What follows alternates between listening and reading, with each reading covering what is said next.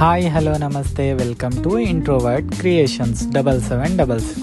ఈరోజు మనం చేయబోయే కర్రీ సొరకాయ కర్రీ. ముందుగా పొయ్యి పైన కడాయి పెట్టి జీలకర్ర, ఆవాలు, కరివేపాకు, నూనె వేసి వెయిట్ చేయాలి. అది మరిగాక మనం ముందుగా కట్ చేసుకున్న సొరకాయ ముక్కలు దాంట్లో యాడ్ చేయాలి. సొరకాయ ముక్కలు యాడ్ చేశాక లిడ్ క్లోజ్ చేసి కాసేపు వెయిట్ చేయాలి. కాసేపు అయ్యాక దాంట్లో పసుపు, ఉప్పు, ధనియాల పొడి, ఓ టీ స్పూన్ కారం యాడ్ చేసుకోవాలి. ఆ తర్వాత ఒకసారి మొత్తం కలిపేసి మళ్ళీ లిడ్ క్లోజ్ చేయాలి.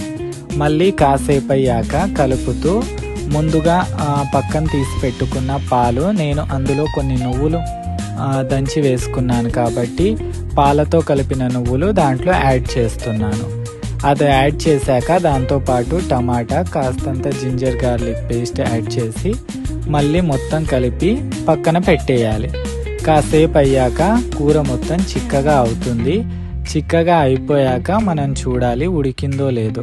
కూర మొత్తం ఉడికిపోయాక అప్పుడు కొంచెం కొత్తిమీర లేదా పుదీనాతో గార్నిష్ చేసుకుంటే మనకెంతో ఇష్టమైన సొరకాయ కర్రీ రెడీగా అవుతుంది. ఇది చపాతీ పైన కానీ రైస్ పైన కానీ చాలా బాగుంటుంది. పిల్లలు ఎవరైతే పాలు తాగరో వాళ్ళు కూడా ఈ కర్రీని చాలా ఇష్టంగా తింటారు.